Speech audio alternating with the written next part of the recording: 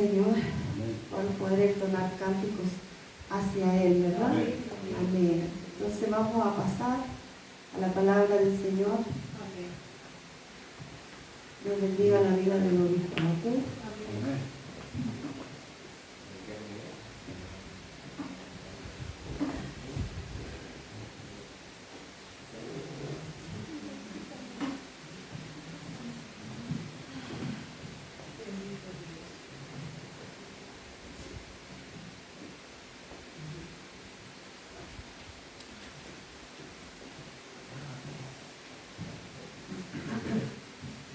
Buenos días, hermanos. Dios les bendiga. Amén. Amén. Damos gracias al Señor que nos podamos encontrar aquí este día domingo 10, ya acercándonos rápidamente a fin de año. El próximo domingo, por el tema de las votaciones, sabemos que no vamos a tener reunión. Luego ya el próximo es Navidad y después Año Nuevo. Ya se nos va el año. Un año que queda atrás, y nosotros en fe le pedimos al Señor en su gracia y su misericordia que nos honre con su gracia y nos guíe. Somos como el pueblo de Israel. El pueblo de Israel fue sacado de Egipto, de la opresión de Faraón. Hemos sido librados de la opresión del pecado, pero aún no llegamos a la tierra prometida. Estamos cruzando el desierto. El pueblo de Israel en el desierto recibió la ley, así como nosotros hemos recibido su palabra. El pueblo de Israel fue sustentado, fue preservado por Dios, pero muchos cayeron en el desierto por su desobediencia y porque tenían el corazón en Egipto todavía. Ese fue el motivo real del asunto. Y estamos en este desierto y podemos decir con toda sinceridad que Dios ha sido fiel con nosotros. Amén. Dios nos ha guardado. Si leemos el libro del Éxodo, el pueblo de Israel fue un pueblo que vio en primera fila, como le llaman los que van a los conciertos, VIP, ¿cierto? En inglés significa gente muy importante, los que pagan los boletos más caros. Vieron de ese maná del cual usted y yo hablamos tanto, pero nunca lo hemos visto, no sabemos su olor, su sabor, su textura. Ellos vieron maná, llover maná del cielo todos los días. Comieron carne enviada del Señor. Bebieron agua de la roca. No como estos locos que nos cobran agua de la llave y ni siquiera tomamos el agua de la llave, compramos agua en botella porque esa agua es intomable. No, Dios le dio lo mejor de lo mejor a esa nación, pero aún así había gente en su corazón que echaba de menos, dice la Biblia, la cebolla de Egipto, los ajos de Egipto. Hay un diálogo entre los que querían nombrar un cabecillo y volver a Egipto. Echamos de menos, dice, el menú de Egipto. Y hay gente así, hay gente que está acumulando tarjeta roja, pero en abundancia, porque Dios los sacó del mundo, pero en su corazón siguen anhelando las cosas del mundo. Sabemos que el mundo en el cual nosotros estamos va a ser restaurado. Los apóstoles le dijeron, Mateo 24, Señor, dinos cuándo sucederán estas cosas y restaurarás. Sabemos que Dios restaura, pero todo en su tiempo.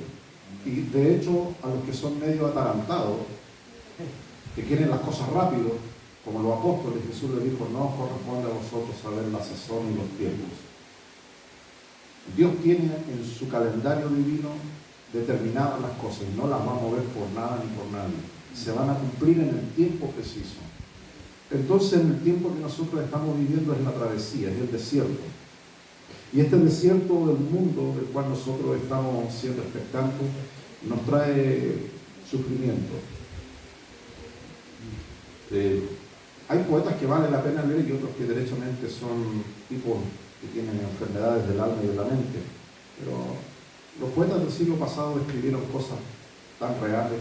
Uno de ellos dijo que la vida no es nada más que nacer para sufrir. De primera nadie estaría de acuerdo con eso, pero pensándolo bien, la vida del ser humano es sufrimiento. No he conocido el caso de un bebé que nazca riéndose.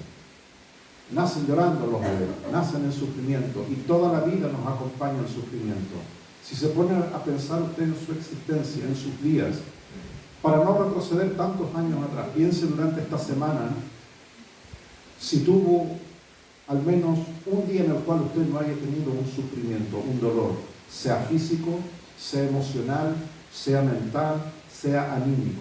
El dolor está impregnado en donde nosotros vayamos.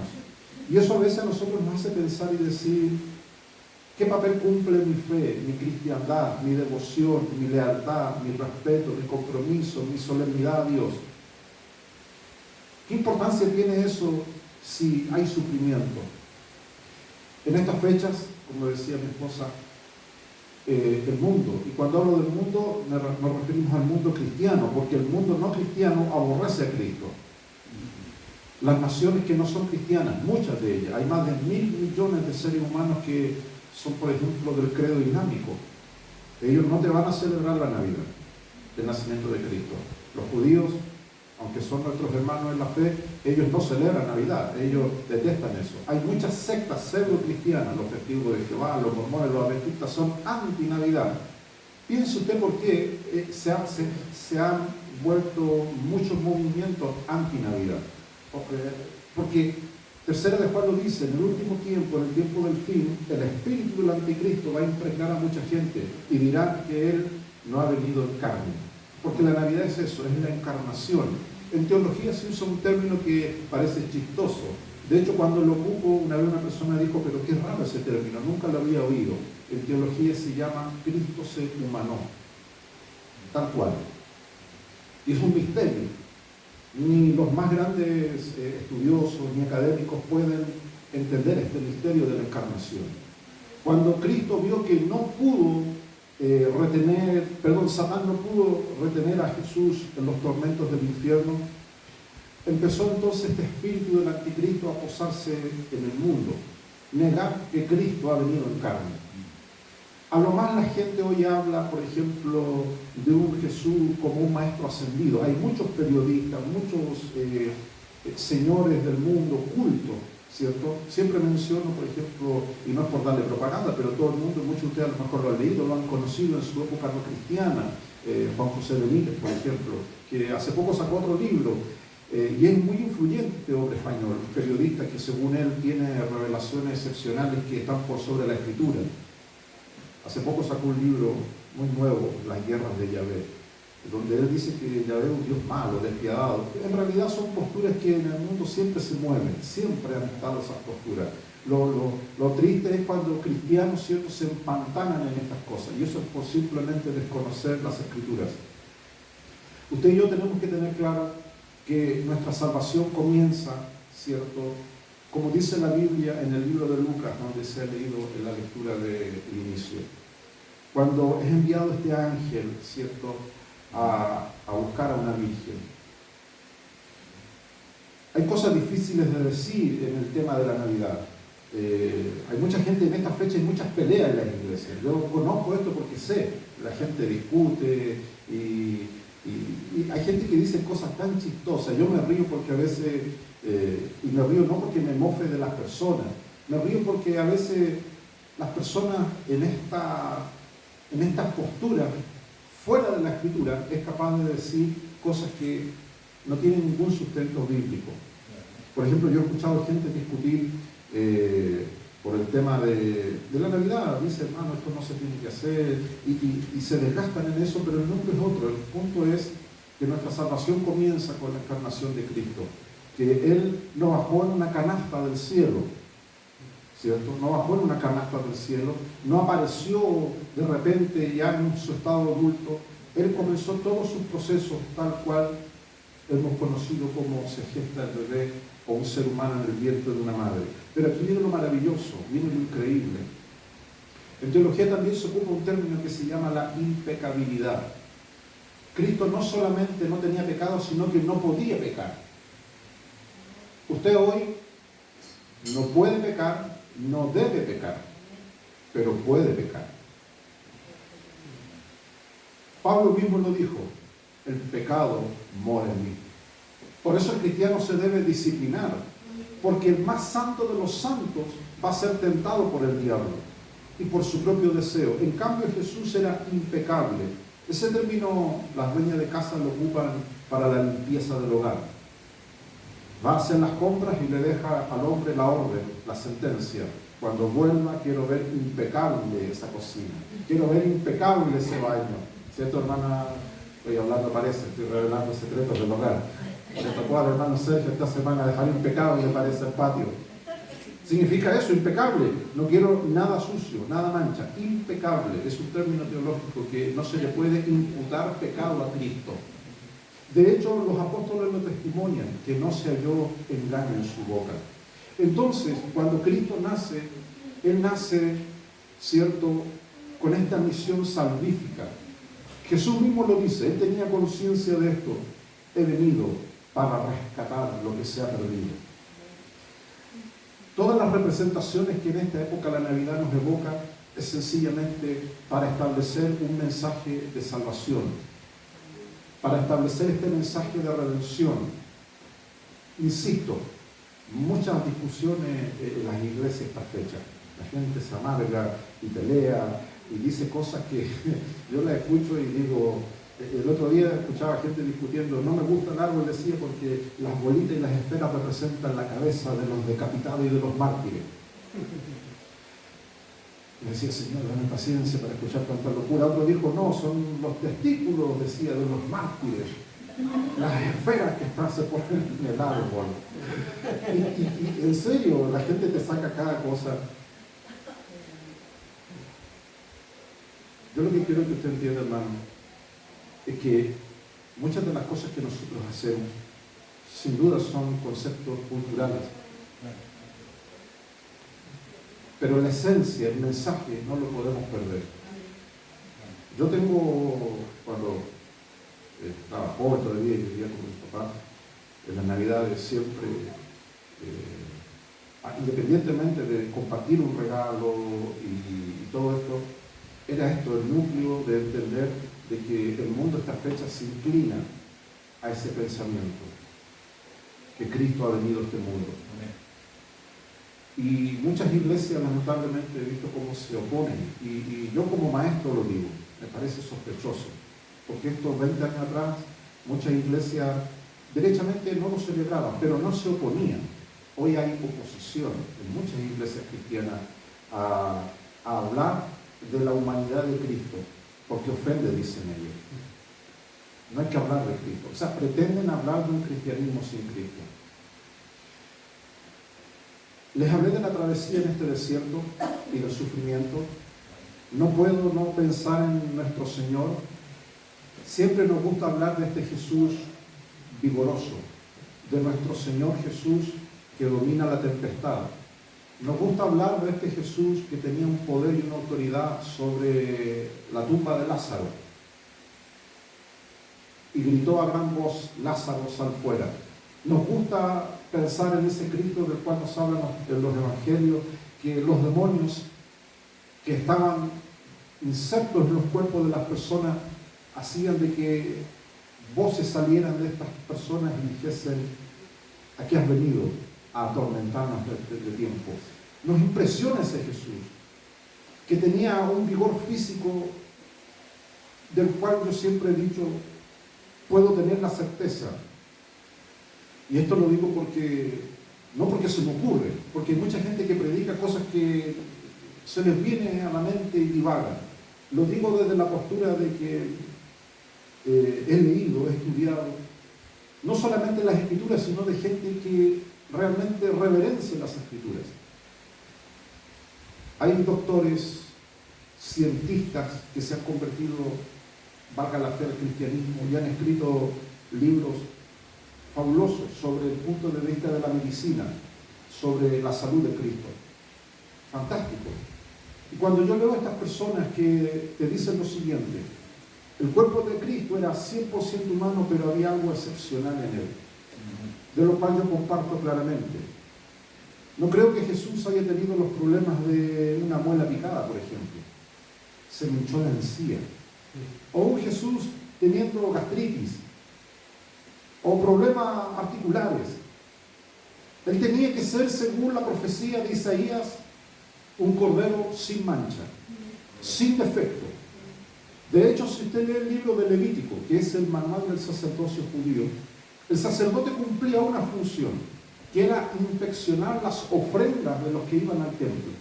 Esa era la función del sacerdote, tal cual es la función del pastor hoy, según el libro del apóstol Pablo en Efesios y en Filipenses. Y puso Dios, dice la iglesia, pastores, maestros, evangelistas. ¿Para qué dice? Para perfección de los santos. Si un pastor, si un líder, si un ministro dice que está puesto por Dios, pero hace otra cosa, el tipo es un farsante. No hay que tener temor en decirlo. Pero a las personas que Dios puso, esas personas perfeccionan a los santos. Y perfección significa cuando usted llena un vaso y lleva a su capacidad. Eso es perfección, cuando ya llega a un límite, cuando se llena. El sacerdote cumplía la función de inspeccionar los sacrificios que las personas llegaban al templo. Era un día cualquiera. Ese día Habacuc había cometido muchos pecados en la semana. Se había encamado con algunas judías por ahí. De pasada le robó al vecino. Habacuc fue un pecador esa semana. Pero había conocido la historia. Que sus padres en el desierto recibieron la ley en el monte Sinaí. Entonces temblaba por respeto a Dios y tenía que llegar al templo, al tabernáculo de Dios, al lugar de reunión que Dios estableció para el perdón. Pero no podía llegar con la excusa estúpida, Señor, pequé, perdónenme. Tenía que llegar con un holocausto, una ofrenda. De hecho, la palabra holocausto significa ofrenda del todo quemada. Entonces, la ley era clara. Todos los judíos sabían eso. Tenía que llegar con un cordero. No una oveja, el cordero, la cría de la oveja. Para nosotros que no somos ganaderos, ni estamos en el campo, pensamos en los corderos y en los animales como alimento de parrilla. No vemos el esfuerzo y el amor que hay en criar a un animal, en el costo que tiene de criar a un animal, en los cuidados, en el apego emocional que hay en eso. No es lo mismo sacrificar un buey grande, tosco, duro, que un cordero, que una cría de una oveja. Significa la pureza, la inocencia, pero no solamente eso, también la orden divina era clara.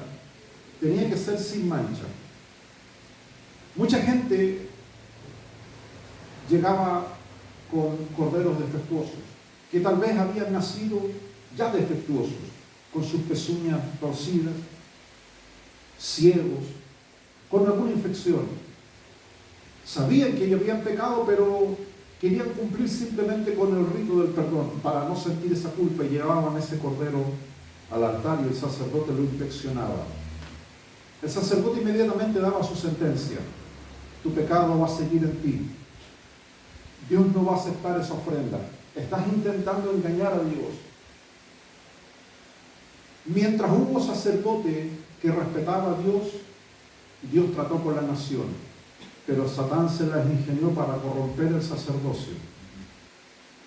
Tal cual ha ocurrido hoy. Si muchas personas están en condiciones pésimas espirituales, son porque Satán ha corrompido el liderazgo, el sacerdocio. Aquellos que debieran ser vigía, atalaya, que debieran ser personas que están para corregir y denunciar. Como muchos sacerdotes fueron corrompidos. Ahí va algún sacerdote que toma unos billetes. Pásele esa oveja a Dios, total, Dios está en su trono ocupado haciendo quizás qué cosa, peleando con algún ángel o creando algún otro planeta. Yo no creo que esté preocupado de mi miserable pecado. Y ahí los sacerdotes empezaron a ser corrompidos por las mismas personas. Por eso el Antiguo Testamento termina con esa sentencia terrible al pueblo de Israel.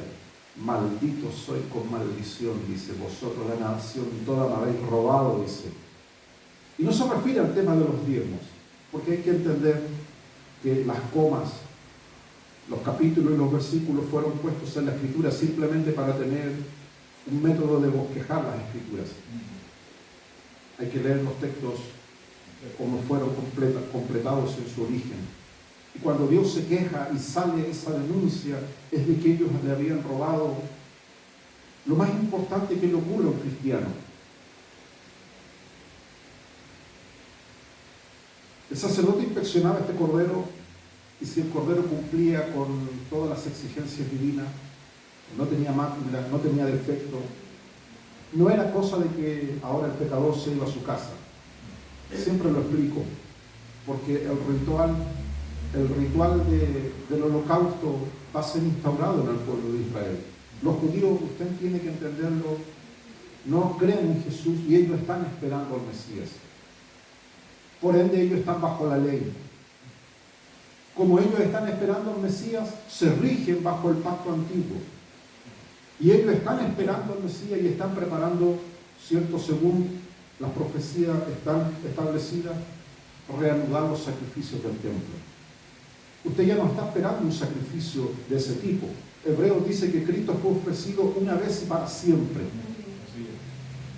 Tal, dice, sacrificio nos convenía, perfecto, sin mácula. Santo, dice la Biblia. ¿Quién inspeccionó a Jesús? El Sanedrín. El Sanedrín, que era este club, mezcla religiosa y política. De hecho, hasta Pilato mismo, sin ser judío, era una mezcla, era un idumeo, era una mezcla. No hallo maldad en él, dice. El Sanedrín tampoco podía condenarlo. Entonces se confabuló una sentencia, pero ellos dijeron, no hay causa digna de muerte en este hombre. La redención de Cristo, hermano, siempre va a ser un misterio, puesto de que nuestro Señor perdonaba pecados antes de ir a la cruz. La Biblia lo dice, sanó a gente de muchos pecados y le decía, tus pecados te son perdonados. ¿Por qué pues entonces muere nuestro Señor? Y ese es el pensamiento breve que les quiero compartir. Porque no se puede hablar solamente de la Navidad, del nacimiento de nuestro Señor, si no entendemos que todo el que ha nacido en este mundo ha de morir. Y Cristo nació para morir. Por eso Él lo dice. Todos nosotros nacemos y en nuestras culturas el tema de la muerte es un tabú. No nos gusta hablar de la muerte, no nos gusta pensar en la muerte.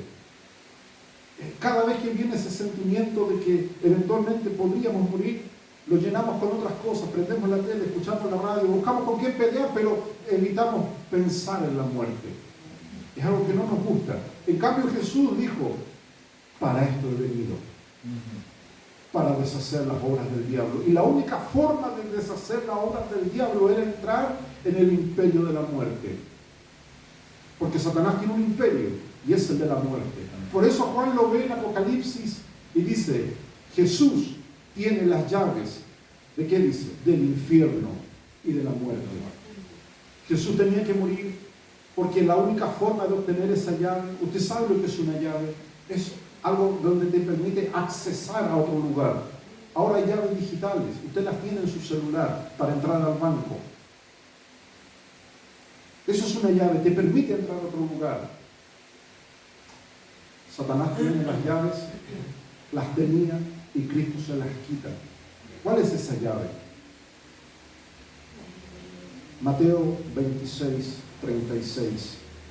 La oración de Jesús en el Getsemaní. Esta descripción es la más triste de Jesús. Casi nadie lee este versículo, menos en Navidad, pero es importante que entendamos de que lo que usted va a leer ahora, Mateo 26, 36, lo que vamos a leer dista mucho de lo que al inicio les comentaba de este Jesús victorioso, de este Jesús que todo lo puede y que todo lo hizo. Brevemente nos ponemos de pie y leemos estas escrituras. Evangelio de Mateo, el capítulo 26, el verso 36, el 37 y el 38. Habiéndolo encontrado, le damos lectura a la palabra del Señor que dice de la siguiente manera. Mateo 26, verso 36. Entonces llegó Jesús con ellos a un lugar que se llama Getsemaní y y dijo a sus discípulos: sentaos aquí, entre tanto que voy allí y oro. Y tomando a Pedro, a los dos hijos de Zebedeo, comenzó a entristecerse y a angustiarse en gran manera. Entonces Jesús les dijo: mi alma está muy triste hasta la muerte. Quedaos aquí y velad conmigo. Tome su asiento un momento. Sin duda da tristeza leer estos versículos. Nuestro Señor ya no tiene esa voz de autoridad, de poder. No camina sobre el agua, no multiplica panes y peces, no evoca una autoridad divina sobre los demonios. Vemos a Jesús. El verso 37 dice: comenzó a entristecerse y a angustiarse en gran manera. Pero no era por una deuda impaga. A veces nosotros sentimos entristecimiento, angustia, tenemos el alma triste, pero por cuestiones netamente banales y triviales. Hemos sentido angustia, sin duda. Esta semana tal vez usted sintió angustia, sintió tristeza. Muchos teólogos en la Edad Media, esto es 1500 años atrás, debatían sobre la humanidad de Cristo. Decían: este Jesús del cual estos evangelios nos dicen no era el Jesús verdadero. Jesús, al ser el Hijo de Dios, no podía sentir pena ni tristeza. Y despojaban a Jesús de la parte humana.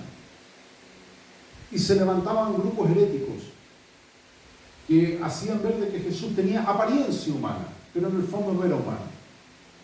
La Biblia no nos enseña eso. Jesús era 100% humano, pero sin relación con el pecado. Entonces Jesús se cansaba. Sí, se cansaba. De hecho, hemos conocido ese canto: cansado del camino, Jesús se sentó, ¿cierto?, en el pozo para que sus discípulos fueran a comprar de comer, y él le pidió agua a la mujer de Samaria. Jesús tenía sueño, lo vemos durmiendo en la tormenta en una pequeña barca. Jesús tuvo hambre, lo vemos en el desierto queriendo comerse un buen pan. Jesús tenía todos los rasgos de un ser humano, pero sin relación con el pecado. ¿Cómo sabemos que Jesús era humano? Porque los evangelios lo describen. Y no hay rasgo más humano que las cosas y las emociones que el ser humano siente. Tomando a Pedro y a los dos hijos de Zebedeo, comenzó a entristecerse y a angustiarse en gran manera. Es difícil no imaginar, sino ver a Jesús en esa condición. A todas las iglesias que he ido, hay a veces momentos de oportunidad que muchos se exceden. 2 horas hablando, a veces, no sé, tienen, yo les digo, se comieron una cazuela de loro. Hablan y hablan, ¿cierto? Y de repente hablan de este Jesús que a todos nosotros nos gusta. Este Jesús que inspira.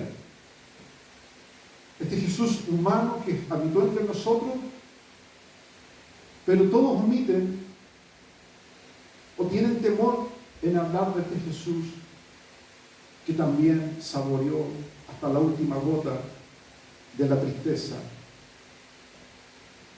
y a angustiarse. La palabra angustiarse viene de angosto, del latín angus, que significa estrecho, apretado, tan estrecho que solamente puedes entrar tú, no puede entrar nada más, incluso hay que entrar como de lado. Cuando usted siente angustia, eso siente, se le empieza a estrechar incluso su cuerpo, su corazón, sus emociones, todo es un efecto que lo empieza como a apretar. Estoy angustiado. Le viene la palabra angosto. Cuando Jesús también lo ocupa, dice: angosto es el camino que lleva a la vida eterna.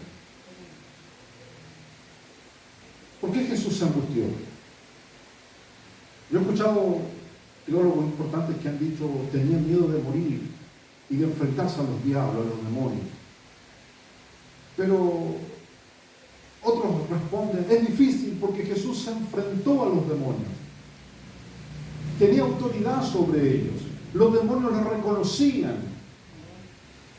¿A qué has venido, Hijo de Dios, a atormentarnos antes de tiempo? Entonces nos damos cuenta de que Jesús no tenía miedo a los poderes del infierno, porque Él había creado todo ángel, los buenos y los malos.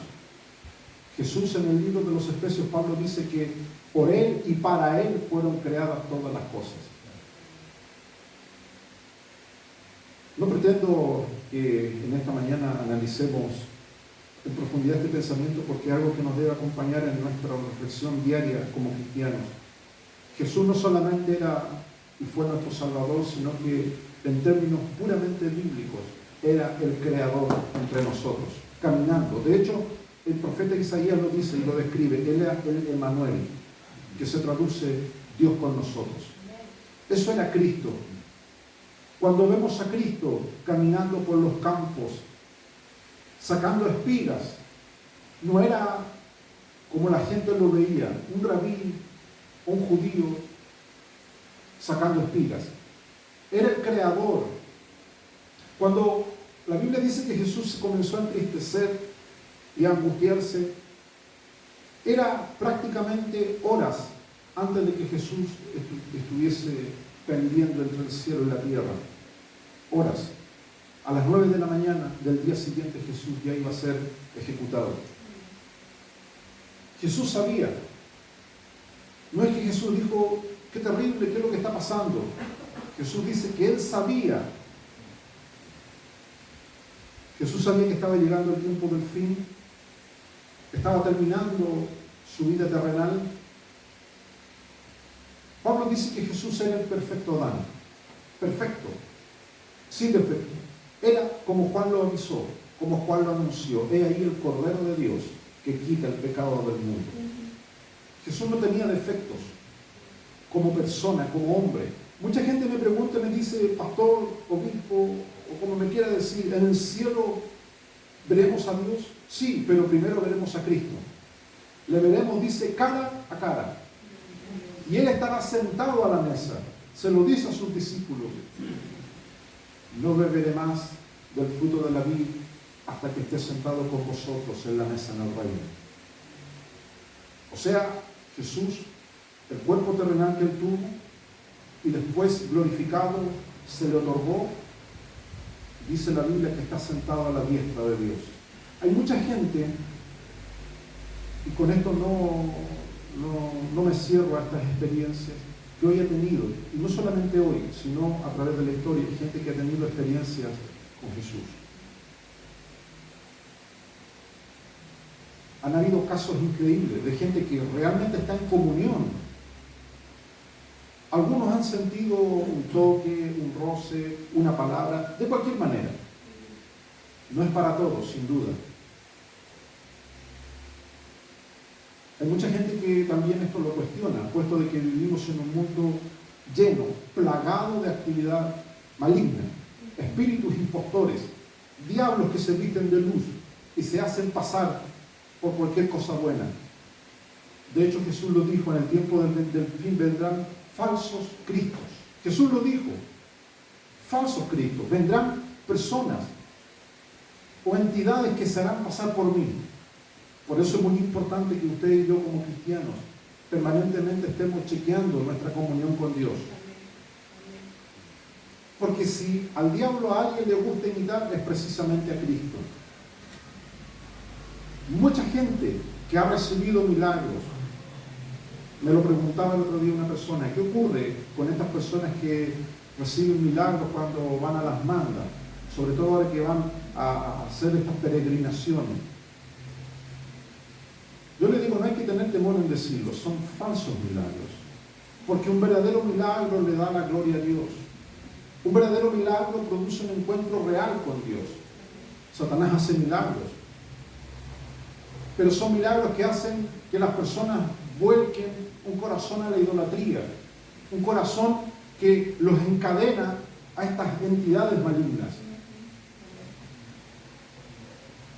Jesús dice que llevó con ellos a un lugar que se llama Getsemaní.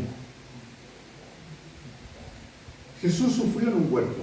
Era el huerto, lo dice el huerto de Getsemaní. Esto nos evoca rápidamente al Génesis. ¿Dónde cae el ser humano? ¿Dónde cayeron nuestros padres? No fue en un mall, no fue en una cancha. A veces yo escucho la excusa de los hermanos, caí, dice, en el verano, Yo a veces vienen hermanos que ahora en diciembre piden oración. Pastor, ore por mí porque voy a ir a la playa y yo sé que me voy a descarriar. Ahí andan muchas mujeres y yo soy débil, dice. Y ya como que se preparan. Sí, yo mucho, únjame, pastor, porque la carne es débil, dice. Y no quiero fallar, dice. ¿Qué dice la Biblia? Que el hombre cae en un huerto. Ahí fue. El huerto era de Dios, lo estableció Dios, estaba bajo el cuidado de Dios. Ahora, nuestra redención no comienza en la cruz, no comienza en que los ángeles le dicen a las mujeres, no está aquí en la tumba resucitado, no, nuestra redención comienza aquí, en el huerto de Getsemaní. Antes de que llegara Pedro y le cortara la oreja, ¿cierto? Siempre nos ofuscamos con Pedro, tan tonto, estúpido, pero yo quiero pensar en ese Pedro que se enfrentó a una corte. Dice la Biblia que los tipos que estaban en Jerusalén, que era cerca de ahí, a 2 kilómetros, 1,5 kilómetros, vieron una corte, que era casi 500, 600 soldados que disponían, y en esa corte incluso había levitas, que eran los policías, entre comillas, del templo, con palos, con antorchas, porque ellos no sabían con quiénes se iban a encontrar, porque dentro de las multitudes que seguían a Jesús habían tipos locos, como también hay tipos locos también. Pero de los 12, Pedro fue el único que en su inocencia quiso defender a Jesús. Y solo se quiso enfrentar a esa gente dentro de su locura y de su ignorancia. Porque vio que Jesús estaba en un momento de, según Pedro, de debilidad y de vulnerabilidad. A Jesús no me lo tocan, dijo. Yo lo he visto transfigurado, dijo Pedro. Lo he visto hacer milagros. Ahora Jesús está entristecido, pero yo no. Yo tengo una espada y la voy a usar. Entonces Jesús llevó con ellos al lugar que se llama Getsemaní. Jesús fue a ese huerto, no como cuando usted va a un lugar y dice, voy a descansar, voy a desestresarme. No, Jesús dice que fue a ese lugar y le dijo a sus discípulos, siéntense aquí, entre tanto que yo voy allí y oro. Ese lugar, ese huerto, no es primera vez que Jesús iba a orar ahí, era un lugar habitual para él, un huerto. Y se le llama el huerto de Getsemaní o el huerto de los olivos, que es un olivo, un olivar, las aceitunas. Israel hasta el día de hoy goza de los mejores olivares, añosos, antiguos. Y toda esa colina, todo ese valle, siguen habiendo olivares. La particularidad del olivo, aquí en Tiltil, cuando yo iba a visitar personas, hay zona de olivos. Y había un proceso, no me recuerdo cómo era, el punto mío no es explicar el proceso, pero me llamó la atención que pelaban el olivo con ceniza caliente. Y me explicaba una de las personas que la aceituna en sí, el olivo en su estado natural, es imposible sacarle el néctar, tiene que haber un proceso que haga sufrir a ese fruto. Bueno, en el huerto de Getsemaní no solamente habían olivos, sino que se elaboraba ese bendito aceite de oliva que era para encender las lámparas de los hogares, de los templos. También se hacía ese aceite medicinal para untar y también para cocinar. El aceite era el motor de Israel, pero sobre todo el símbolo espiritual del templo.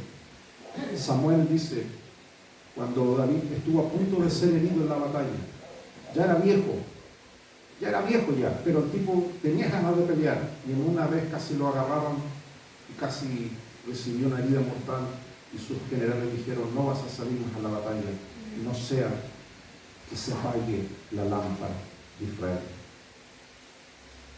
Ese hombre tenía una visión, y si él moría, moría esa visión. El aceite entonces simboliza eso, y en el huerto de Getsemaní habían grandes ruedas de piedra, que son grandes, una circunferencia tal vez como este altar, una rueda circular cóncava, o sea, con un aguatito al medio, y ahí se echaban todas las aceitunas. y otra rueda grande de arriba y se molían. El ruido. Yo he escuchado gente que ha estado presente en esos molinos, dice que el ruido es estremecedor. Y tal vez suene duro el ejemplo que voy a mencionar, pero la gente que ha sido testigo de estar en esos molinos de piedra donde se echan las aceitunas y esas dos grandes piedras las muelen, dicen que el sonido es similar cuando una persona muere atropellada. Cuando un auto pasa por encima y le rompe los huesos, ese mismo sonido terrible, el sonido de la muerte. Por eso entonces vemos que Jesús durante mucho tiempo iba a ese huerto. Ese ruido terrible de las piedras moliendo los olinos para extraer el aceite.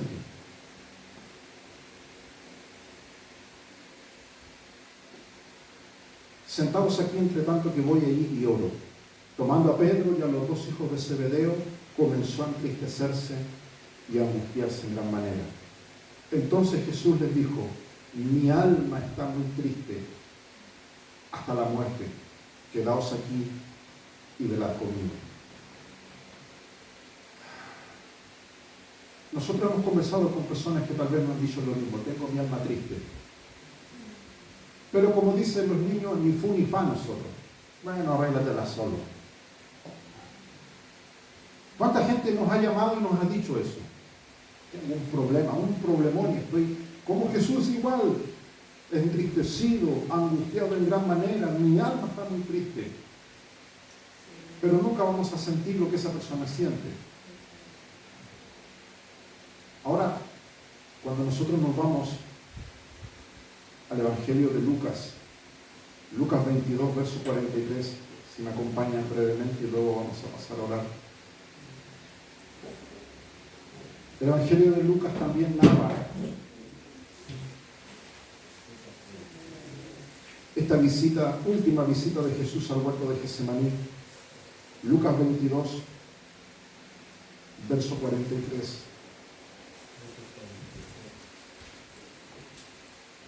Lucas 22, verso 43.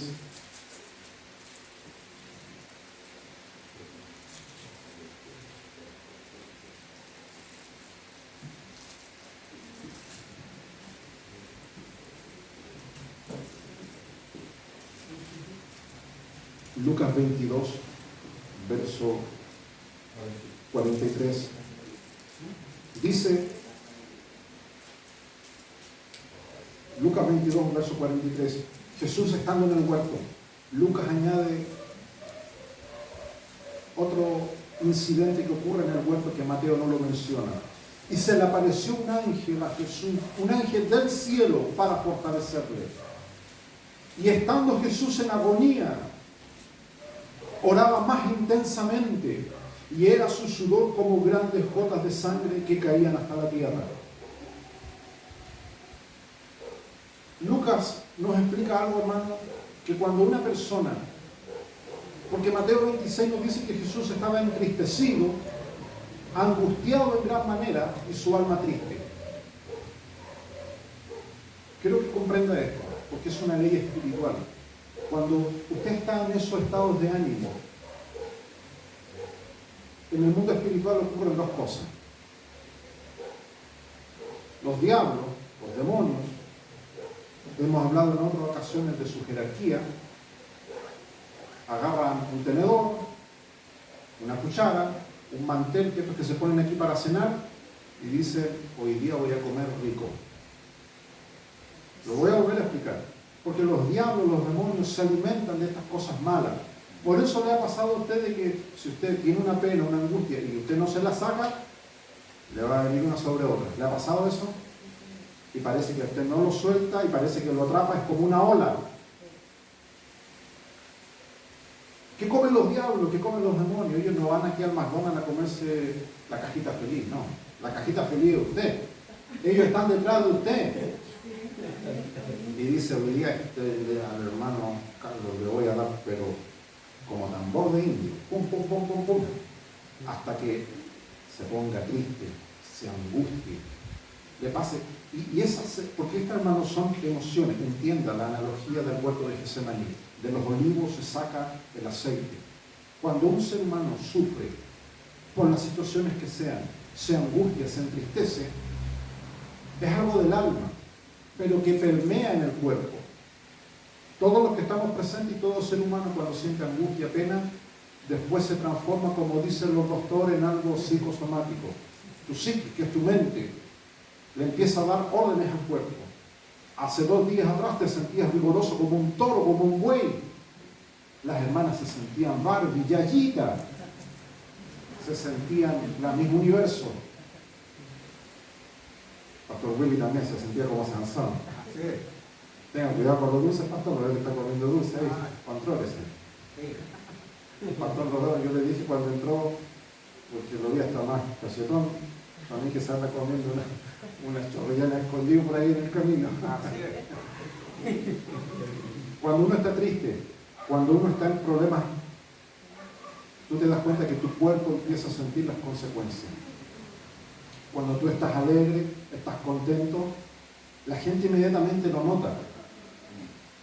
Porque tú no puedes contener la risa, se te ilumina el rostro y la gente se da cuenta. Cuando estás triste, en amargura, en angustia, la gente es lo mismo.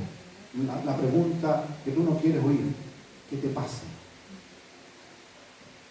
Entonces Jesús le dice a sus discípulos, mi alma está triste. Quiero que entendamos esto, mi estimado hermano. Jesús no estaba triste por las circunstancias como nosotros estamos envueltos en nuestra debilidad humana. Jesús podía identificar que a la gente le cuesta. Cuando dice, ¿por qué estás triste? No sé, dice. No sé qué me pasa. Eso es la respuesta más común de las personas. ¿Qué te sucede? No sé. ¿Pero por qué estás así? No sé. Jesús dijo inmediatamente a sus discípulos, mi alma está triste. Mi alma. Ahora, para ir resumiendo y terminar, Jesús dice que oró solo. Hay una diferencia entre orar solo, orar con alguien o por alguien, o orar congregacionalmente. Cuando tú oras solo, y con esto no les quiero meter miedo, pero tiene altas probabilidades de ser atacado cuando te oras solo. No es lo mismo orar congregacionalmente porque tú aquí te aleonas, escuchas que el hermano grita un grito de júbilo, un grito de guerrero, el otro dice, Señor, tengo un diablo aquí, lo estoy estrangulando, otro dice, Señor, canto victoria, y entre todos sentimos ese vigor. Pero cuando estamos solos tú no escuchas ningún grito de júbilo de nadie. Nadie. Tú empiezas a sentir tu pura respiración y tus puros latidos. Jesús dice que entró al huerto solo a orar. Entristeciéndose, angustiándose, en gran manera dice, mi alma está triste. ¿Por qué razón? Jesús estaba a hora de dejar esta tierra. Y aquí viene mi reflexión. Jesús tuvo una infancia excepcional, una juventud, una etapa joven adulto. No hay registros en lo cual podamos decir que Jesús fue presa de alguna angustia del pecado. Lo que a él le entristecía no era morir y que los discípulos lo lloraran. Lo que a Jesús le entristecía era dejar lo maravilloso de este mundo que él mismo había creado. Si yo le pregunto a usted qué recuerdos buenos tiene de su infancia, la gran mayoría no tiene buenos recuerdos de su infancia. Casi toda nuestra vida para atrás es un compendio, es un catálogo de amargura, una tras otra. Y cuando somos adultos, ya tenemos la facultad, como buen guionista de las películas, cortar los pedazos que no nos gustan y contarlos como que si fuesen verdad. Cuando usted era niño, cuando yo era niño, como Pablo lo dice, juzgaba como niño. Todos los que estamos aquí presentes, si retrocediéramos a nuestra edad infantil, 9, 10 años, y hiciésemos la pregunta, ¿qué quiere ser cuando grande? Todos hubiésemos dicho lo que todo niño dice, quiero ser astronauta, algo inalcanzable. Nadie cuando es niño dice, quiero ser recolector de basura. Todos aspiran a algo realmente inalcanzable, algo que está fuera de nuestra realidad. Después la vida de golpe nos enseña de que debemos de la tristeza y de la angustia. Pero la diferencia es que nuestro Señor, el origen de ese entristecimiento y de esa angustia, no era algo relacionado con experiencias malas que él haya tenido. Su tristeza era de que él, siendo el perfecto Adán, cuando bebía agua, cuando comía un pan, disfrutaba a plenitud todo lo que él hacía. ¿Cuántas veces le ha pasado que usted duerme y despierta como que cargó bolsa de cemento a la noche? Oh, que tuve mal dormir. Y se enoja con la cama, se enoja con la almohada. Dice, voy a cambiar, este colchón inmundo. Se come un buen asado y después le cae mal. No, Jesús, todo lo que él hizo, para él fue algo hermoso. Jesús estaba triste y angustiado porque él era el perfecto Adán. Le entristecía y le angustiaba ver que todas las personas que él había creado, sus discípulos, sus más íntimos, estaban sumidos en un sufrimiento. El capítulo 22 del verso 43 de Lucas dice que un ángel del cielo se apareció para fortalecerle. Y dice un ángel del cielo, porque hay ángeles que no son del cielo, operan en la esfera celestial pero no la divina. Y así como hay ángeles que aparecen para fortalecer a Cristo, también hay ángeles que aparecen pero para imponer sobre el creyente un yugo. Pablo lo ha dicho, y no solamente Pablo, lo ha predicado el pastor, lo ha dicho la pastora, y todos los que han ocupado este púlpito tenemos ese texto en nuestra mente claramente y lo repetimos sin equivocarnos en ninguna línea. No tenemos lucha, dice el apóstol, sobre carne o sangre, sino contra principados, potestades, señores de las tinieblas, huestes de maldad en las regiones celestes. Nuestra lucha, nuestra batalla, el apóstol dice, no es contra una persona. Y ahí viene el tema de las emociones, de los sentimientos. ¿Qué hacemos nosotros cuando entramos en ese huerto a orar? Porque ahí es cuando Jesús siente eso. No lo sintió en el monte de la transfiguración, no sintió angustia ni gran agonía resucitando al que había fallecido, no. Jesús siente eso cuando entra al huerto a orar.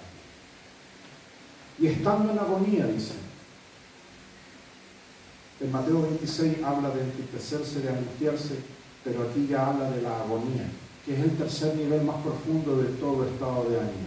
Porque usted puede estar triste, puede estar angustiado, pero la agonía es el tercer escalón a donde nadie quiere entrar. ¿Qué es la agonía?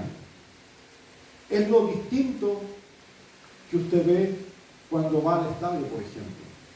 Usted va al estadio y ahí cada uno es una tetera o una olla a presión. Todas las emociones explotan por la oreja y por los oídos. Todos se vuelven locos dando vítores por sus equipos. Cuando es un mitin político, todos estallan de emoción. Pero la agonía es algo que a ti te seca el habla. Tú no quieres hablar, no quieres comer, no quieres hacer nada. Entras en esa senda oscura donde simplemente dices, de aquí yo no voy a volver. Jesús entra en la agonía, porque la agonía es lo que antecede a la muerte. No nos gusta leer estos capítulos y estos versículos de ese Jesús, porque siempre hablamos de ese Jesús, pero aquí comienza nuestra redención. Aquí termina esa época de Cristo, pero se cumple lo que el ángel le dijo. Ahí tenemos una representación del pesebre, ¿cierto? Son representaciones, por supuesto. La Biblia no dice cuántos eran. Se sabe que eran muchos sabios del Oriente. Que el original del griego dice que eran astrónomos, no astrólogos, porque no va a faltar el que dice, pastor, yo soy Piscis, soy Leo, soy Acuario, no venga con esa tontería. No eran astrólogos, eran astrónomos. Por eso dice que seguían la estrella y venían del Oriente, de donde Daniel había sido antes un político de alto rango, naciones persas y todo ese lugar. Hemos visto su estrella, dice. Cuando el ángel se aparece, ocurren muchas cosas increíbles en esa época. Coros angelicales sobre los lugares donde pastaban ovejas. Pero el ángel Gabriel le dice a María, el núcleo de la teología cristiana, y le pondrá su nombre Jesús, porque Él salvará, dice, al pueblo de sus pecados. Jesús significa eso, Salvador. Él salvará, Él a eso viene, a salvar. Entonces todo ese periodo de años, todo ese periodo que Jesús estuvo oculto, porque la Biblia dice que Jesús estuvo oculto y se manifestó a Israel. ¿Por qué estuvo oculto? De la misma manera en la que a veces Dios le hace un llamado a la persona. Es de la misma manera. Y estando en agonía oraba más intensamente. ¿Se da cuenta que Jesús era perfecto? Triste, mucha tristeza, mucha angustia, mucha agonía. Normal. Normal, dice. No, dice. Él estaba en esos niveles profundos, pero dice, oraba más intensamente. ¿Usted sabe lo que es intenso? Cuando es invierno, caen unas gotitas, usted dice, no importa, pero si llueve intensamente, usted no sabe. Llueve con fuerza. Dice que Jesús oraba intensamente. No habla de hora, minuto, reloj, no, sino la intensidad de su oración. A pesar de que estaba en agonía, de que estaba en tristeza y de que estaba en angustia. Porque su humanidad era perfecta, podía serlo. Usted y yo, hermano, tenemos que entender que estamos rodeados de debilidad. Ayer una persona le explicaba eso. Me decía una persona, ¿por qué me siento así? ¿Por qué me siento derrotado? ¿Por qué me siento con estos problemas? A pesar de querer y amar a Dios, le dije lo que le estoy diciendo a ustedes. Porque usted como cristiano tiene que entender esto. Estamos rodeados de debilidad. Él es el perfecto.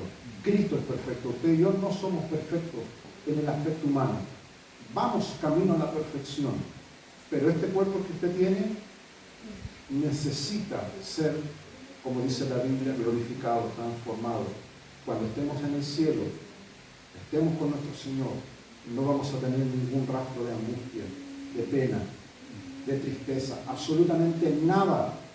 Hoy tenemos que pasar por eso, pero tenemos que seguir la senda de nuestro Señor. Para terminar, si el texto dijese que Jesús oraba intensamente y terminar ahí sería genial, pero no dice eso.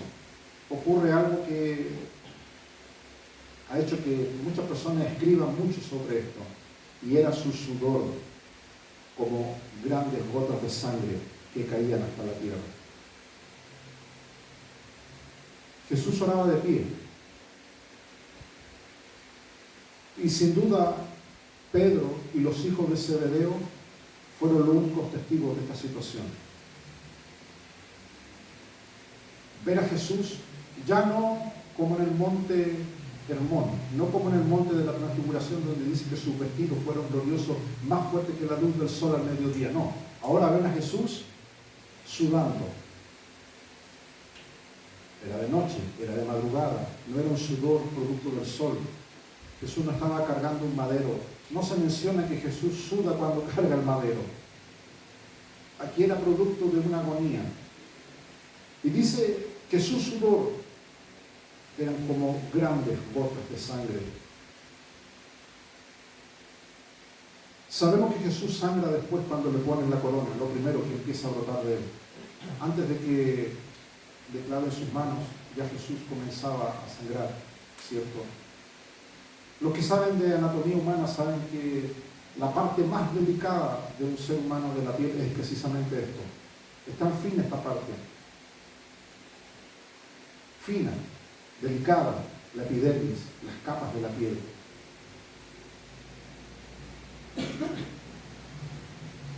Tenemos que entender, hermano, que todo lo que ocurre saliendo del cuerpo es plan y obra de Satanás en contra de Cristo. Sin duda, en la Navidad, en esta fecha en la que gran parte del mundo cristiano celebra esto, que Cristo ha venido entre nosotros, es una, así como se celebra el Pentecostés, la venida del Espíritu sobre los 120, así como celebramos la Cena del Señor. Todas estas cosas son cosas testimoniales para que la gente del mundo vea de que hay un remanente, hay un grupo de personas que sigue creyendo. Usted no debe tener temor en decir, yo sigo creyendo que Cristo ha venido en carne. Y que esa carne, que esa humanidad de Cristo era perfecta. no tenía relación con el pecado. Ahora, ¿por qué Jesús muere? Porque si Jesús no moría, la ley decía de que usted debía morir. Yo debía morir. Morirá el pecador y su pecado. Ahí debía haber una cruz que aguantase el peso de cada uno de ustedes. Y ahí ponernos ahí. Esa era la solución para el pecado. Pablo lo dice, la paga del pecado es muerte. No hay otra solución. Eliminarlo, extirparlo. Pero ahí viene la perfección del plan de la salvación. Jesús nace en un cuerpo humano, totalmente humano. Habitó entre nosotros, dice la Biblia. Y cuando Jesús se comienza a angustiar, a entristecer y comienza la agonía, no era por los temores de la muerte, no era por las aflicciones de la crucifixión. No dice que Jesús tenía miedo. No dice que Jesús tenía miedo, porque él mismo les dice a sus discípulos, tened ánimo, no tengáis miedo. Jesús no era un tipo cobarde, no tenía miedo. Jesús sentía tristeza, angustia y agonía. De la misma manera cuando a veces nosotros nos entristecemos cuando pensamos en el hecho de que tal vez va a llegar el día en que no estemos aquí. ¿Se da cuenta? A todos nosotros nos entristece ese momento. ¿Qué nos entristece? Hoy voy a dejar mi auto. El refrigerador lleno de vienesa, no me la alcanza de comer. ¿A usted no le preocupa eso? Dejé un costillar ahí, no lo dejé preparado. No, a usted no le preocupan esas cosas banales. Usted se comienza a entristecer, se comienza a angustiar, le comienza la agonía, porque usted, ¿qué dice? No voy a volver a ver a esta persona. La diferencia es que Jesús no quería provocar esa pena y ese dolor en sus discípulos, de la misma manera en que usted como cristiano ahora no quiere herir y lastimar a otros. Por eso Jesús, hay que entender que cuando está en la cruz, lo que le dolió no fue el golpe de la corona en su cabeza, o los palos que le dieron por la cabeza, o los azotes, no. Lo que le dolió a Jesús fue cuando pasó esta oración, sus discípulos se duermen y llegan Judas y los demás, y dice que sus discípulos lo dejaron solo.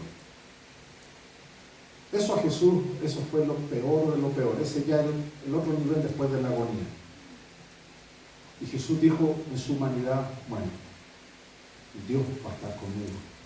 Pero ocurre lo terrible, cuando estaba en la cruz, Jesús ora en la lengua primitiva del hebreo. Elí, Elí, Elí, lama sabactani. Padre, ¿por qué?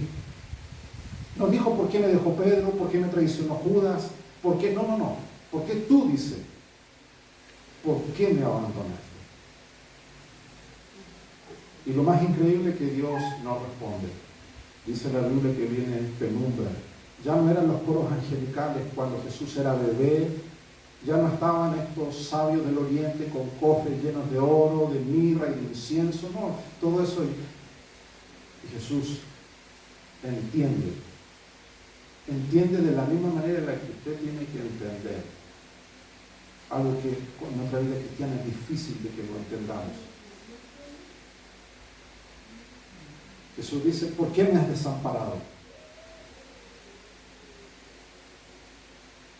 Y ahí viene lo más importante que Cristo aprendió. Dice, y Él le entregó el Espíritu.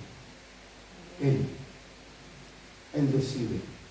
Cuando usted, hermano, su vida no la estima como propia, sino que entiende que es un regalo que Dios le ha dado, usted va a disfrutar el tiempo que le dé Dios por delante, primero para hacer su voluntad y luego ser bendición a otros. ¿Qué le parece si nos ponemos de pie?